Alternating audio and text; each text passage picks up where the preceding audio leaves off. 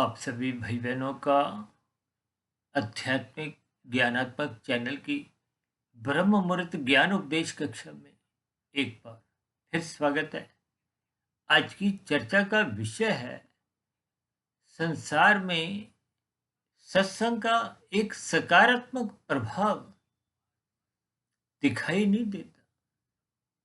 हालांकि देखिए, ऐसा ही कुछ मिलता जुलता प्रश्न किसी अन्य भाई बंधु ने रखा था, लेकिन वो शब्द कुछ शिष्टाचार के अंतर्गत नहीं आते थे। इसलिए हमने देखिए आज कुछ एक साधारण स्थितियों पर इस पर कुछ चर्चा करने जा रहे हैं। देखिए, वर्तमान समय कल युग की स्थितियां हैं। कल युग की स्थितियों का अभिप्राय देखिए, जब तमोगुण की प्रधानता होती है, क्योंकि युगों के प्रभाव में देखिए चार युगों का एक प्रवाह है: सतयुग, त्रेता, द्वापर और कलयुग। ये एक अंतिम स्थिति है। इसके बाद फिर सतयुग की ही एक स्थिति बनेगी। हालांकि कलयुग की आयु तो देखिए शास्त्रों में जो 4,32,000 वर्ष समझाई गई है, जिसमें से मात्र अभी 5,127 वर्ष के आसपास बीत चुकी है। शेष कलयुग तो देखिए अभी बहुत गहरे तल पर अभी हमने देखना है। तब तक तो पता नहीं हमारे आपके कैसी कैसी स्थितियां होगी, क्योंकि एक साधारण मनुष्य की आयु तो देखिए 80-100 वर्ष की है। शास्त्रों में भी एक साधारण मनुष्य की आयु 100 वर्ष की है। और संसार में आप देखते हैं 70, 75, 80, 85, 90 साल की आयु में आप और हम मृत्यु देख ही लेते हैं। यानी कि इन सभी स्थितियों पर आपको मैं चिंतन करना है। देखिए, सर्वप्रथम मनुष्य को ये जो सत्संग की स्थितियों का इसका अभिप्राय क्या है। हम तो देखिए प्रतिदिन कुछ ना कुछ चर्चाएं ऐसी लेते हैं। पिछले लगभग 5.25 वर्षों से हमने 2700 से अधिक वीडियो जो प्रसारित की है, सुबह ब्रह्म मुहूर्त ज्ञान उपदेश कक्षा और शाम को संध्या बेला ज्ञान कक्षा में। देखिए, संध्या बेला ज्ञान कक्षा में तो हम कुछ भौतिक विषय लेते हुए उनको प्रकृति के 3 गुणों से जोड़ने का एक प्रयास करते हैं। लेकिन सुबह की ब्रह्म मुहूर्त ज्ञान उपदेश कक्षा है, जो कि वर्तमान हमारी चल रही है, इसमें हम प्रत्यक्ष रूप से कुछ गंभीर विषय उठाते हैं, ताकि उन विषयों पर आपका हमारा कुछ ध्यान एक केंद्रित हो। जहां जहां आपकी हमारी कुछ कमजोरियां हैं, उन कमजोरियों पर आप और हम ध्यान दें, क्योंकि आपका हमारा मिला हुआ जीवन हर क्षण कमजोर होता जा रहा है। अब हम देखिए लगभग सुबह आधे पौने घंटे की जो वीडियो बनाते हैं, इस वीडियो में भी मेरी आयु भी देखिए आधे पौने घंटे कम हो जाती है, आपकी सुनने में कम हो जाती है। यानी कि आपका हमारा मिला हुआ जीवन बहुत ही अनमोल है। अनमोल का अभिप्राय इसका आपको हमें सदुपयोग करना है। देखिए, परमात्मा ने तो हम सभी मनुष्यों को एक कर्म करने की स्वतंत्रता दी है और साधना करने का एक अवसर दिया है। देखिए, सत्संग शास्त्रों में बार बार कहा गया है कि जो मनुष्य सत्संग नहीं करता, सत्संग का अभिप्राय देखिए पहले शाब्दिक स्तर पर इनके अर्थ आपको मैं समझने चाहिए। देखिए, प्रकृति के 3 गुण हैं: तमोगुण, रजोगुण और सतोगुण। तमोगुण से अच्छा गुण रजोगुण है, रजोगुण से अच्छा गुण सतोगुण है। जबकि शास्त्रों में रजोगुण और तमोगुण दोनों को ही एक बंधनदायक कहा गया, यानी कि ये बांधता है। बांधने का अभिप्राय ये 84 लाख प्रकार की जोनियों का जो एक बंधन है, जन्म के बाद फिर मृत्यु। देखिए, जन्म मरण के बीच की ही तो आपके हमारी एक जीवन की अवस्था है, और इस अवस्था में महत्व तो केवल और के आपका हमारा मनुष्य जोनियों का है। शेष जोनियों का देखिए कोई महत्व नहीं है। अब मनुष्य से नीचे की जो 80 लाख प्रकार की जोनी है, जो दंडमय जोनी है। देखिए, जब वर्तमान जीवन में आप और हम ये प्रकृति के 3 गुणों में जिस गुण का संग करते हैं, अब सत्वगुण का संग करना सत्संग की स्थिति है। अक्सर एक साधारण मनुष्य देखिए इस सत्संग की स्थितियों को वृद्धावस्था से जोड़ देता है, जबकि हम बार बार कहते हैं। देखिए, जैसे ज्ञान का अभिप्राय सत्वगुण से है, रजोगुण का अभिप्राय क्रिया से है, और तमोगुण का अभिप्राय पदार्थों से है।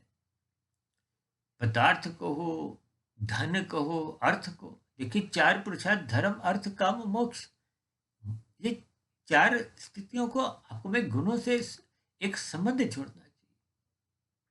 देखिए, जब तक ये प्रकृति के तीन गुणों की स्थितियां आपको में समझ नहीं आती, मनुष्य इन सभी स्थितियों को कर्मबद्ध तरीके से समझना नहीं चाहता। हम तो देखिए बार बार आप भाई बहनों से अक्सर हाथ जोड़ के विनती करते रहते हैं कि गीता को कर्मबद्ध तरीके से समझो। देखिए, अक्सर भारत में लोगों के घरों में देखिए गीता रखी होती है, आप आदर पूर्वक उसको लाल कपड़े में किसी भी एक शुभ स्थान पर, मंदिर में या एक पूजा स्थल पर रख देते हो, अच्छी बात है। और कहीं कहीं ये गीता के पाठ भी चलते हैं, और कुछ लोग घर पर भी इनको पहला अध्याय, दूसरा अध्याय, क्योंकि गीता में देखिए 18 अध्याय हैं। हम तो बार बार कहते हैं गीता का 13वां और 14वां अध्याय बार बार पढ़ो, क्योंकि उसमें प्रकृति के तीन गुणों की स्थितियां समझाई गई। और हमारी तो देखिए जो 2700 वीडियो आज तक हमने प्रसारित की, उन सभी वीडियो में ही प्रकृति के तीन गुणों की, तमोगुण, रजोगुण और सत्वगुण की स्थितियों पर ही हम भरपूर चर्चाएं करते हैं। क्योंकि इन तीन गुणों से ही आपके हमारे तीन शरीर, स्थूल शरीर, सूक्ष्म शरीर, कारण शरीर, देखिए इन तीन गुणों के ज्ञान विज्ञान को स्वयं भगवान श्री कृष्ण जी ने गुणतम ज्ञान से जोड़ा है। और हम इसीलिए इन पर बार बार चर्चाएं करते हैं, क्योंकि इसकी रहस्यमय स्थितियों को हम भी देखिए प्रतिदिन नित्य नए इनके भावार्थ मुझे समझ में आते हैं। तभी तो वीडियो के देखिए नए नए नाम कुछ ना कुछ हमारे मन बुद्धि के स्तर पर उठते हैं, फिर हम कुछ चित्र बनाकर उस पर चर्चा रखते हैं। जब कुछ समय से हम देखिए प्रत्यक्ष रूप से आपके हमारे बीच में एक चर्चा की, एक विचार विमर्श की स्थितियां बनती है। इसलिए हम बार बार कहते हैं कि स्थूल शरीर, सूक्ष्म शरीर, कार्य शरीर की स्थितियों को समझो। ये तीन शरीर भी देखिए माया की है, आत्मा परमात्मा तो देखिए चेतन सत्ता है। हम सभी आत्मा समान गुण वाली है।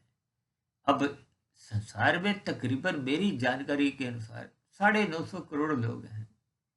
देखिए, अलग अलग विचार, अलग अलग धर्म, ये तो संप्रदाय, ये तो इससे कोई फर्क नहीं पड़ता। हम सभी मनुष्य योनि में हैं।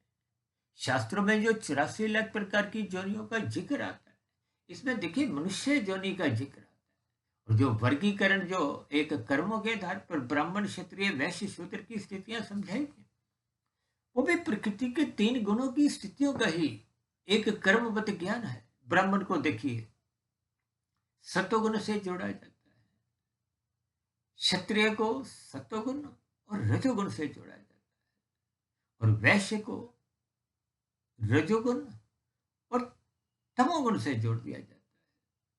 हालांकि रजोगुण की अधिक स्थितियां, देखिए गुणों की बहुत ही सूक्ष्म स्थितियां होती है, और शूद्र को तमोगुण से जोड़ दिया जाता है। देखिए, इन गुणों की स्थितियों को वैसे कोई विरोध नहीं। वैसे शास्त्रों में कहा गया तमोगुण की निंदा करो, रजोगुण की उपेक्षा करो और सत्वगुण की प्रशंसा करो। इसका यह अभिप्राय नहीं है कि शूद्र की कोई आपने हमने कोई निंदा करनी। देखिए, ये तो एक कर्मों के आधार पे एक वर्गीकरण है। तो आप और हम पदार्थ खाते हैं, ये भी तो तामसी है। मेरा शरीर, आपका शरीर, और जो मायातीत महापुरुष जो अनादिकाल से कितने ही हुए हैं, जिन्होंने जन्म मरण के बंधनों से मुक्ति पाई है, उन सबके शरीर भी, यानी कि जो कर्म, जो ज्ञान, जो भक्ति, जो की स्थितियों में भी पहुंचते हुए जन्म मरण के बंधनों से मुक्ति पा चुके थे, उनके शरीर भी देखिए तामसी थे। यानी कि तमोगुण की वैसे एक सैद्धांतिक स्तर पे कोई निंदा नहीं है। अब पदार्थ तो देखिए हम भी नाश्ते में, दोपहर के भोजन में, रात के खाने में लेते हैं। हमारा घर भी तामसी है, आप जो वस्त्र पहनते हो वो भी तामसी है, आप जो नींद लेते हो वो भी तामसी है। यानी कि तमोगुण की जो निषेधात्मक स्थितियां हैं, जिनको अक्सर हम बार बार कहते हैं ना कि कानून का पालन करो, ये कानून की स्थितियों का जब आप और हम कोई उल्लंघन करते हैं, अक्सर हमारी चर्चाओं में तो बार बार कहा जाता है लाल बत्ती पर रुको, यातायात के नियमों का पालन करो, और भी देखिए साधारण स्तर पर जो सरकारी आदेश हैं, नियम है, कानून है, उनका आपको में पालन करना है। और शास्त्र संगत जो जो स्थिति है, यानी कि जो विधि विधान द्वारा शास्त्रों में समझाई गई है। देखिए वेदों में तो आरंभ से ही ज्ञान समझाया गया, ये करो ये मत करो। जो नहीं करने की स्थितियां शास्त्र मना करते हैं, उनको करने से रुको, बचो। वही तो आपका मेरा पाप कर्मों का कर्माशय बढ़ा। और पाप कर्मों का कर्माशय जब अधिक अनुपात में, यानी कि पुण्य कर्मों से अधिक हो जाता है, तो फिर निश्चित रूप से पुनः मनुष्य जोनि की प्राप्ति नहीं होती। और महत्व तो केवल मनुष्य जोनि का है। मनुष्य से ऊपर की जोनि है, उनका भी देखिए एक आध्यात्मिक स्तर पर कोई महत्व नहीं है। हालांकि देखिए हम ऊपर की जोनियों पर कोई विशेष चर्चा रखते नहीं। हम नीचे की जोनियां देखिए, जो जो मेरे प्रत्यक्ष में संज्ञान में स्थितियां आती हैं, मैं उस पर एक भरपूर चर्चाएं रखता हूँ। तर्क वितर्क की स्थितियों द्वारा समझाने का एक प्रयास करते हैं, क्योंकि शास्त्र बार बार कहते हैं मनुष्य जोनि का एक विशेष महत्व आप और हम जब तक नहीं समझते, तब तक आपके हमारे जीवन में ये सत्संग के प्रति कोई रुचि जागृति ही नहीं होती। भले ही देखिए राजसी मनुष्य सत्संग करते हुए हजारों नहीं, लाखों नहीं, करोड़ों लोग जुड़े रहते हैं, लेकिन जब धर्म का पालन करने की स्थितियां होती हैं, उसमें आप थोड़ा पीछे हटने लगते हैं, जिसके फलस्वरूप समाज में कलयुग और गहरे तल पे बढ़ता जा रहा है। इसलिए तो आज हमने देखी सत्संग के सकारात्मक प्रभाव की स्थितियों पर थोड़ी एक चर्चा, विचार विमर्श रख रहे हैं, ताकि आपके हमारे स्वभाव में कुछ सकारात्मक परिवर्तन आए।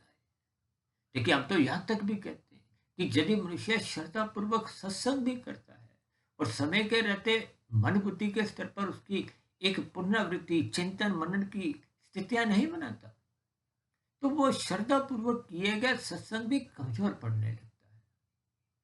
जैसे देखिए आप फ्रिज में से बर्फ बाहर निकाल दो, तो बाहरी तापमान क्या है, वो धीरे धीरे, चाहे आधा घंटा, 1 घंटा, 2 घंटे, वो बर्फ पिघल के पानी बन जाती है।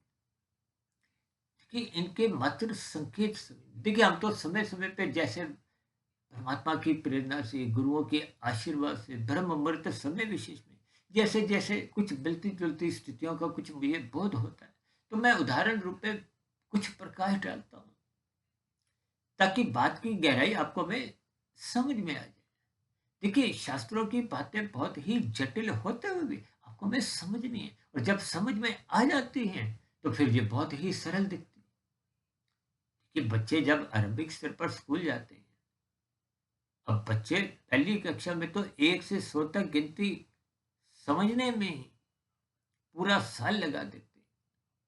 अब वो आरंभिक स्थिति है। और यदि मनुष्य सत्संग में 1-2 सालों से नहीं, 20 सालों से जा रहा है, लेकिन यदि वो प्रकृति के 3 गुणों की रहस्यमय स्थितियों को समझता नहीं, अपने 3 शरीरों की प्रवृत्ति को समझता नहीं, तो फिर उसकी आत्मा परमात्मा के संबंध की जो एक सूक्ष्म जानकारियां हैं, वो मनुष्य फिर समझ नहीं पाता। अभी हम बात कर रहे थे ना कि जब आप और हम देखिए गीता का अध्ययन या कोई भी देखिए शास्त्र का अध्ययन करते हैं, अब क्योंकि मेरा देखिए गीता के प्रति एक विशेष स्थितियां, मैं बार बार इन पर चर्चाएं करता हूँ। और गीता की देखिए बहुत ही गहरे तल पे कहीं ना कहीं सत्संग की स्थितियां भी होती हैं। भारत जैसे देश में तो देखिए भागवत पुराण के ऊपर बहुत एक कथाएं चलती हैं, साप्ताहिक जग के रूप में। देखिए वेदों का ज्ञान बहुत ही जटिल है। उस वेदों के ज्ञान को ही मायातीत महापुरुषों ने, देखिए मैं मायातीत शब्द पर कभी कभी स्पष्टीकरण देता हूँ, जो स्थूल शरीर के रहते रहते अपने कारण शरीर को 100% यानी 100% शुद्ध कर लेते हैं, वो मायातीत की स्थिति होती है। भले ही अभी स्थूल शरीर उनका अभी अपने प्रारब्धवश चल रहा है, तो वेदों का जो एक सरलीकरण एक भावार्थ रूप में उपनिषदों के रूप में किया गया, वो परमात्मा की प्रेरणा से मायातीत महापुरुषों द्वारा किया गया। उन उपनिषदों का और सरलीकरण विभिन्न प्रकार के पुराणों में किया गया। अब पुराणों में थोड़ी और सरल स्थितियां समझाई गई ताकि एक राजसी मनुष्यों को बात समझ में आ जाए। देखिए, राजसी मनुष्यों की बात को थोड़ा सरल तरीके से समझाना होता है। इसीलिए तो ये कर्म कांड देखिए, शास्त्रों में जो विभिन्न प्रकार की स्थितियां समझाई गई, ये संसारी मनुष्यों के लिए, संसारी मनुष्य को हो, राजसी मनुष्य को हो, सब एक ही बात है। देखिए, एक साधारण मनुष्य में रजोगुनी प्रवृत्ति अधिक होती है, और मनुष्य योनि पाकर ही तो आपको में सत्वगुण बढ़ाने का एक अवसर मिलता है, और इस अवसर का आपको में लाभ उठाना चाहिए, और लाभ उठाने के लिए शास्त्र कहते हैं सत्संग करो।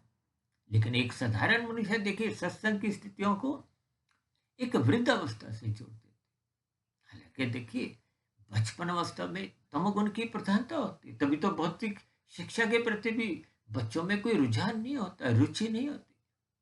सिर्फ बच्चे देखिए, प्ले स्कूल में पहली दूसरी कक्षा में कोई खुशी खुशी स्कूल नहीं जाते, क्योंकि उनका भी भौतिक शिक्षा के प्रति भी कोई रुचि नहीं जाती। इसलिए तो देखिए, हम बार बार कहते हैं तकरीबन 10, 11, 12 वर्ष तक देखिए, जब तक रजोगुण जगता नहीं, जब तक कामों की इंद्रियां विकसित होना आरंभ नहीं होती, लगभग 11, 12 वर्ष से ये कामुक इंद्रियों का विकास होना आरंभ होता है, तो रजोगुण की स्थितियां प्रवेश करती है।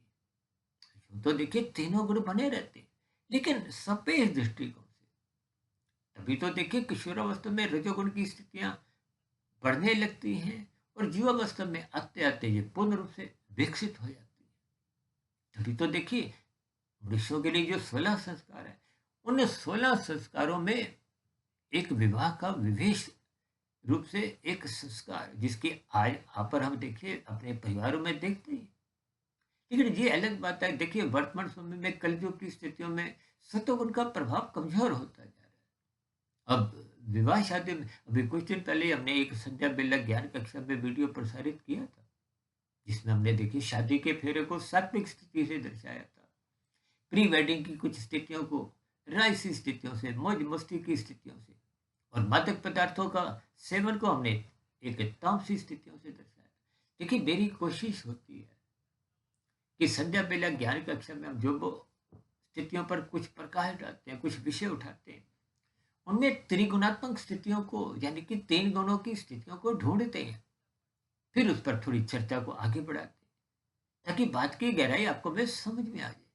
देखिए, तमोगुण रजोगुण तब तक बिल्कुल बेकार है जब तक आपके हमारे जीवन में सत्वगुण नहीं, यानी कि यदि आप सत्संग नहीं करते, तो आपके हमारे जीवन में रजोगुण जितना भी बढ़ जाए अनुपात में, ये बेकार है। हो सकता है ऐसी बातें पचाना एक साधारण मनुष्य को अच्छा नहीं लगता, क्योंकि बड़े बड़े उद्योगपति, फिल्मी जगत के एक सुपरस्टार, खेल जगत के नामी गिनामी खिलाड़ी, और राजनीतिक गलियारों में भी, चाहे कोई राष्ट्रपति हो, प्रधानमंत्री हो, मंत्री हो, संसद सदस्य हो, देखिए ये सभी भले ही कोई आईएएस अधिकारी हो, आईपीएस हो, ये सभी पद प्रतिष्ठाएं देखिए स्थूल शरीर के स्तर पर है। ये स्थूल शरीर तक ही, यानी कि ये राजसी स्थितियां हैं। यदि इन पदों के साथ आपकी सात्विक स्थितियां नहीं बनती, हम तो बार बार यहां तक कहते हैं कि सात्विक बनो। देखिए, चुनावों के आसपास तो हमने एक वीडियो भी प्रसारित की थी, सात्विक बनिए, सात्विक चुनिए, क्योंकि संसद में जो लोग चुनकर आते हैं, यदि वो सात्विक स्वभाव के नहीं है, तो फिर स्थितियां कोई ऐसी सात्विक संसार में, यानी कि देश में तो बन नहीं पाती। आज देखिए ना, पिछले लगभग 2, 2.5, 3 वर्षों से युद्ध की स्थितियां 2 देशों में, 3 देशों में कुछ चल रही है।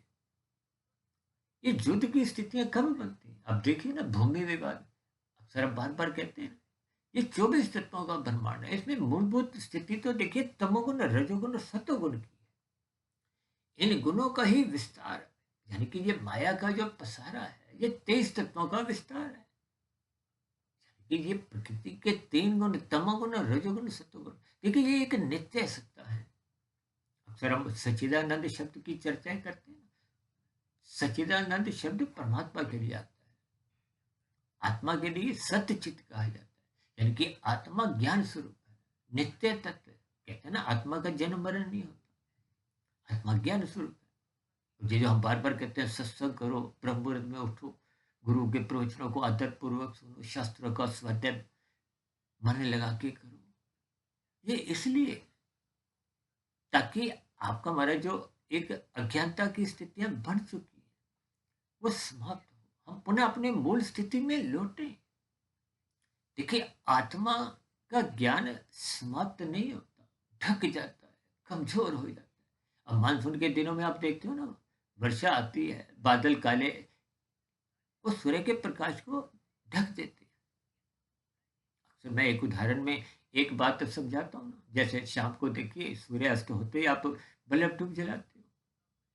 अब मुझे ध्यान आ रहा है, भारत पाक का जब 1971 में युद्ध हुआ था, तो उन दिनों देखिए जो रात के कर्फ्यू में हम बल्ब के ट्यूब के आगे वो एक काला सा कपड़ा लगाते थे। किस लिए? ताकि प्रकाश बाहर नहीं जाए। ठीक है, इसी तरह जब आपके हमारे जीवन में निषेधात्मक स्थितियां अधिक बन जाती हैं, तामसी स्थितियां, जब आप और हम कानून का ही उल्लंघन करते हैं, देखिए कानून का उल्लंघन करने वाले यदि यहाँ बच भी जाते हैं तो कोई प्रशंसा की, कोई जीत की स्थितियां नहीं। परमात्मा के यहाँ प्रकृति की व्यवस्था में कर्मफल सिद्धांत के अंतर्गत आप और हम वहीं पकड़े जाते हैं। यहाँ कोई लाल बत्ती पार करते हुए बच भी जाए, परमात्मा के यहाँ तो आपका चालान उसी क्षण कट जाता है। आपको मिलते मिलते देखिए महीना लग सकता है, साल लग सकते हैं, पूरा जन्म भी छूटा पड़ जाता है। यानी कि इनकी स्थितियों की गंभीरता को आपको मैं समझना है। इसलिए तो हम बार बार कहते हैं धर्म का पालन करो, अपने कर्तव्यों का पालन करो। हम धर्म को कर्तव्य पालन की स्थितियों से जोड़कर इस पर प्रकाश डालते हैं।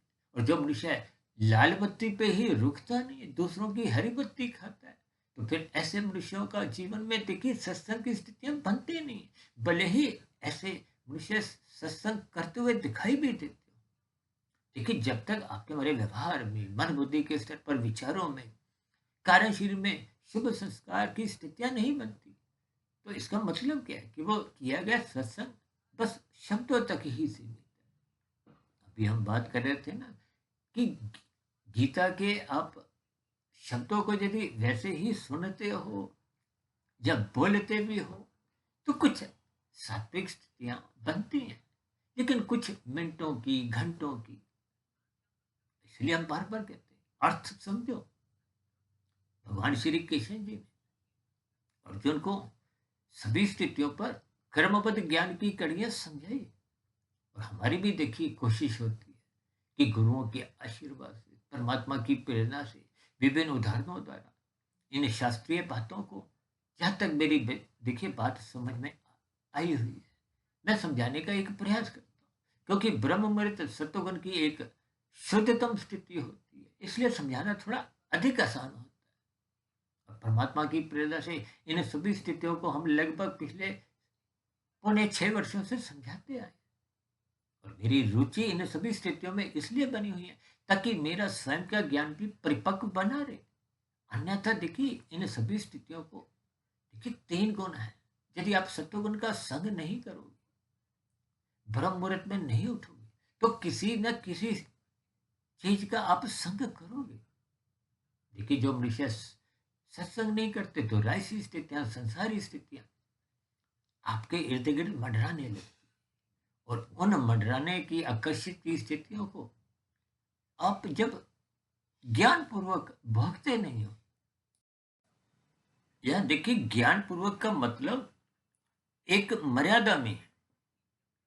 यानी कि जब आपके हमारे जीवन में अमर्यादित स्थितियां बनती हैं, तो फिर आपका हमारा किया गया सत्संग कमजोर होने लगता है। इन सभी स्थितियों को अक्सर हम बार बार कुछ ना कुछ समझाने का एक प्रयास करते हैं।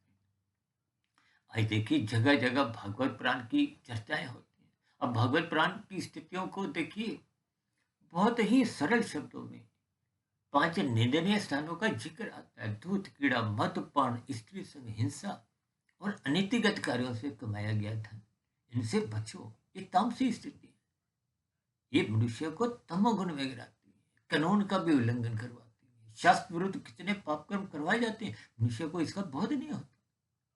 देखिए अक्सर आप और हम इन सभी स्थितियों को अपने व्यवहार में जब तक ज्ञानपूर्वक अमल नहीं करते, देखिए सत्संग का प्रभाव आपके हमारे जीवन में तभी दिखता है जब वो आपके हमारी कार्यशैली में, आपके हमारी दिनचर्या में दिखाई दे, आपके कर्मों में सुधार आए। यदि आपका विषय भोगों में आसक्ति बढ़ती जा रही, और आजकल तो देखिए 24/7 की स्थितियां आपके हमारे घरों में एक गहरे तल पे अपना साम्राज्य बढ़ाती जा रही, तो ये स्थितियां देखिए गंभीर है। तो फिर ऐसी स्थितियों में वो सत्संग का जो एक सकारात्मक प्रभाव दिखना चाहिए आपके हमारे व्यवहार में, वो दिख नहीं पाता। तो देखिए यहाँ तक कहते हैं जो मनुष्य सत्संग श्रद्धा पूर्वक करता है, मन लगा के, देखिए श्रद्धा पूर्वक का मतलब यदि आप पढ़ने से करते हो तो आंखों के साथ साथ मन बुद्धि 100% जुड़े हो। यदि आप सुनने की स्थितियां हैं तो कान के साथ मन बुद्धि जुड़े हों। अब श्रद्धा पूर्वक किए गए सत्संग का 1% ही प्रभाव है। इसको आप समय के रहते, हमने एक बार वीडियो बनाई थी, देखिए जैसे आपके घर में ब्रेड आती है, दूध आता है, कि कुछ मियाद है एक्सपायरी डेट की, ऐसे ही सत्संग की स्थितियों की भी देखिए आपने भले ही श्रद्धा पूर्वक किया, उनकी भी एक मियाद है, कमजोर पड़ने लगे। क्यों? क्योंकि संसार में तो आप रहते ही हो, और संसार का मतलब रजोगुण है। शास्त्रों में तो स्त्री पुरुष का जो एक आपसी आकर्षण है उसको भी रजोगुण से जोड़ा है। ये रजोगुण ही आपका बड़ा सत्संग कमजोर करते हैं, और आज रजोगुण की छलांगे आपके हमारे घरों में खूब लगती हैं, और ये छलांगे इतने गहरे तल पे लगने लगी हैं कि आपके हमारे जीवन में तमोगुण का प्रवेश भी होता जा रहा है। देखिए ये तमोगुण और रजोगुण पड़ोसी हैं। अक्सर हम इन सभी स्थितियों पर विशेष प्रकाश डालते हैं। देखिए तमोगुण 1, रजोगुण 10 और सतोगुण 100। इनके पीछे के भावार्थ क्या है? शास्त्र कहते हैं ना, तमोगुण की निंदा करो, रजोगुण की उपेक्षा करो और सतोगुण की प्रशंसा करो। यानी कि आप छीना झपटी मत करो। ये तामसी स्थितियां हैं। ये छीना झपटी का मतलब क्या? जब आप अपनी लाल बत्ती पे नहीं रुकते, दूसरों की हरी बत्ती खाते हो, दूसरे का हिस्सा मत खाओ, दूसरों को दुख मत दो, पीड़ा मत दो। हम तो यहाँ तक कहते हैं मनुष्यों को ही नहीं, कोई जीव जंतु हो, पक्षी पशु कीड़ा मकोड़ा, देखिए ये सभी स्थितियां, हम तो यहाँ तक कहते हैं कि आप ऐसा कोई कार्य मत करो जिससे प्रकृति के वातावरण में दोष है। प्रदूषण, आजकल तो देखिए प्रदूषण की समस्या भी बढ़ती जा रही। ये सभी स्थितियां आपको हमारा वो जो किया गया सत्संग है वो फिर कमजोर करती है, इसलिए उसके सकारात्मक प्रभाव आपके हमारे दिनचर्या में दिखाई नहीं देते। यही तो आज हम देखिए अपनी चर्चा में इन पे अपना एक तर्क रख रहे। देखिए इन सभी स्थितियों को आपको में ज्ञान पूर्वक समझना है। अब जो मनुष्य देखिए बेमन से सत्संग करते हैं, तो ऐसे बेमन से किए गए सत्संग के हालांकि देखिए शास्त्रों में कोई निंदा नहीं है, विरोध नहीं है, लेकिन वो तो फिर कुछ ही घंटों तक समाप्त हो जाते। जैसे शमशान घाट में आपको मैं देखिए कुछ वैराग्य की स्थितियां झकती, मिनटों की, आधे घंटे, 1 घंटे, बाहर निकले, स्कूटर स्टार्ट किया, गाड़ी स्टार्ट की, या कहीं भी आप बाहर आए संसार में, तो वो जगा हुआ वैराग्य समाप्त हो जाता है। ठीक, देखिए ये जो संसारी स्थिति है, देखिए जो मनुष्य बेमन से अभी सत्संग करते हैं, जैसे बच्चे देखिए रोते धोते नर्सरी कक्षा में जाते हैं। अब यदि वो आगे की कक्षाओं में नहीं जाते, कि कोई 7वीं 8वीं 10वीं कक्षा में बच्चा रोते धोते आपको दिखाई नहीं देता, वो आगे बढ़ चुके हैं। अब उनको तमोगुण की स्थितियों का बोध हो गया है कि ये तमोगुण और रजोगुण क्या क्या स्थिति है। अब रजोगुण के प्रति, संसारी भोगों के प्रति उसको कुछ एक इच्छा जगने लगी है। जब इच्छा जगती है तो धन का महत्व समझ में आता है, धन का महत्व समझ में आता है तो फिर भौतिक शिक्षा के प्रति रुचि जगती है। इसकी भी देखिए कोई बुराई नहीं है, लेकिन जैसे जैसे आपकी हमारी उम्र बढ़ती है, देखिए युवा अवस्था में तो रजोगुण प्रधान होता ही है, आप संसार में देखते हो, इसलिए तो युवा अवस्था में विवाह का संस्कार एक रखा गया कि कुछ महीने पहले हमने लिव इन रिलेशनशिप के हमने काले रंग से लिखते हुए उसकी निंदा की। कानूनी प्रक्रिया में क्या क्या स्थितियां उनको, देखिए हम तो शास्त्रों की बातें रखते हैं और लिव इन संस्कार को हमने एक विशेष महत्व दी। देखिए संस्कार ही आपके हमारी सात्विक स्थिति मजबूत करते हैं। संस्कार का अभिप्राय शुभ संस्कारों से ही है। जो बुराई है वो बुराई आपको हमारा पतन लाती है, विकार लाती है, तमोगुण के स्तर पर आपको में एक गिरावट की स्थितियां उत्पन्न करती है। इसलिए इन सभी स्थितियों से आपको में बचना चाहिए। और ये जो अभी आप कह रहे थे ना, देखिए लगभग किशोरावस्था आरंभ होने से पूर्व जी तामसी स्थितियां बच्चों तक बनी रहती है। उसके बाद रजोगुण की स्थितियां होती हैं, प्रौढ़ अवस्था तक भी राजसी स्थितियां होती हैं। प्रौढ़ अवस्था के बाद जब शरीर के स्तर पर कुछ एक कमजोरी आने लगती है, वृद्धावस्था की दहलीज आपकी कुछ दस्तक देती है, तो सत्वगुण जगने लगता है। वैसे भी देखिए राजसी स्थितियों के जो जो आपने छलांगे लगाई होती है उनके कुछ परिणाम आपको में इसी जीवन में दिखने लगते हैं। कुछ आत्मग्लानि, कुछ पछतावा की स्थितियां बनने लगती हैं। तो वो सभी स्थितियां आपका मतलब फिर सत्वगुण जगाती है। सत्वगुण जगाती है तो सत्संग के प्रति कुछ रुचि बनने लगती है। वो अलग बात है कि आरंभिक स्तर पे देखिए बेमन से सत्संग होता है, लेकिन जैसे जैसे बच्चे का भी बड़ी कक्षाओं में मन लगने लगता है, भौतिक शिक्षा के प्रति रुचि जागृत होने लगती है, तो जो मनुष्य निरंतर श्रद्धापूर्वक सत्संग आरंभिक स्तर पे नहीं भी करते, फिर देर सवेर उनका सत्संग में श्रद्धा जगने लगती है। इसलिए तो कहते हैं वृद्धावस्था में ये सत्वगुण विकसित होने लगता है, क्योंकि रजोगुण के परिणाम आपके हमारे समक्ष आने लगते हैं। देखिए रुकावट के लिए खेद है। देखिए जब तक आप स्थितियों को ज्ञानपूर्वक समझते नहीं, यानी कि जब तक आप स्थितियों को गंभीरता से नहीं लेते, देखिए तमोगुण से रजोगुण अच्छा है इसका अभिप्राय यही है कि आप छीन कर नहीं, कृत करके, मेहनत करके, कानून के दायरे में रहते हुए, शास्त्रों के अनुसार विधि विधान द्वारा विहित कर्म करो। और यदि आप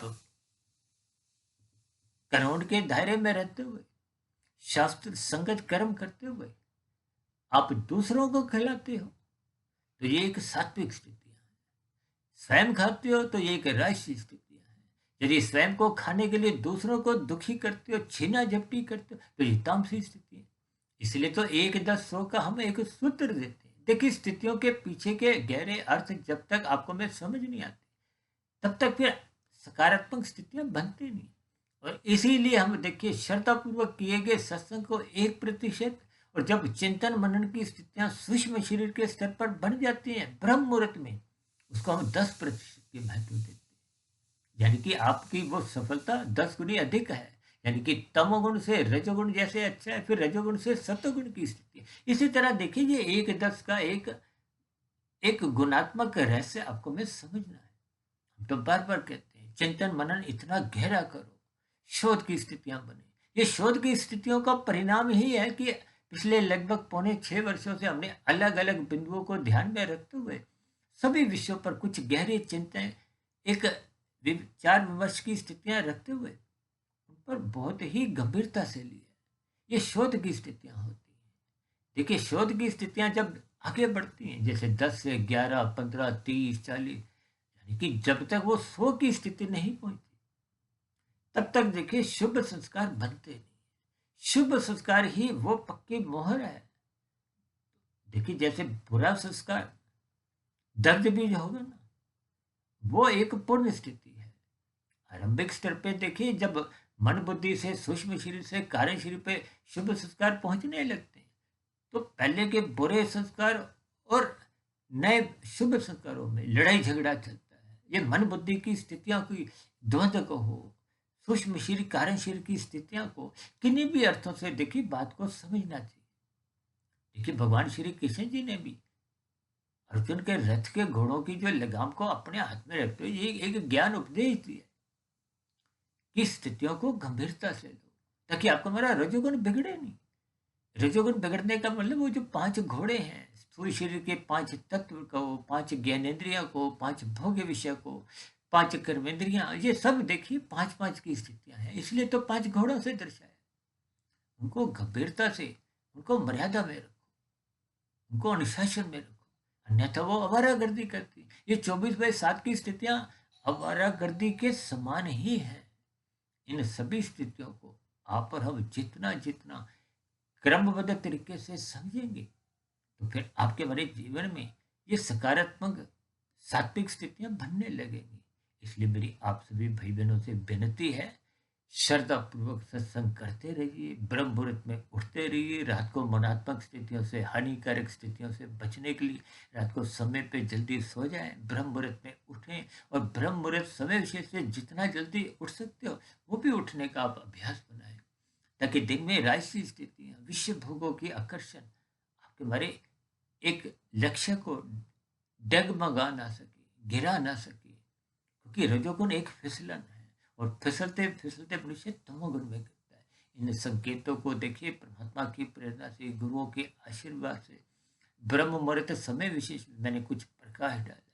हो सकता है समझाने में देखिए कुछ कमियां रह जाती हैं, फिर भी आप सभी भाई बहनों से मेरी विनती है, इन सभी स्थितियों पर आप भी गंभीरता से चिंतन करें, ताकि हम सभी भाई बहन आध्यात्मिक उन्नति निरंतर करने की ओर अग्रसर हो, ताकि कर्म योग, ज्ञान योग, भक्ति योग की स्थितियां बनी। यही आपके हमारे जीवन की शुद्ध कमाई है, और शुद्ध कमाई आप और हम जितनी कर लेते हैं वो सुरक्षित बनी रहती है। यानी कि मरने के बाद पुनः आपको हमें मनुष्य जोड़ी मिलती है, और पुनः संस्कारी माता पिता के यहाँ जन्म होने से, गुरुजनों का संग मिलने से आध्यात्मिक उन्नति फिर आगे बढ़ती जाती है। और जब पूर्ण स्थिति बन जाती है, तो जन्म मरण की ये जो एक बंधन है, यानी कि मोक्ष की स्थिति बन जाती है, मायातीत की स्थिति बन जाती है, तो फिर आप और हम एक लंबे काल के लिए आनंदमय स्थिति में विचरण करते हैं। तो ऐसे सभी सात्विक शुभ स्थितियां आपके हमारे जीवन में भी बनना आरंभ हो।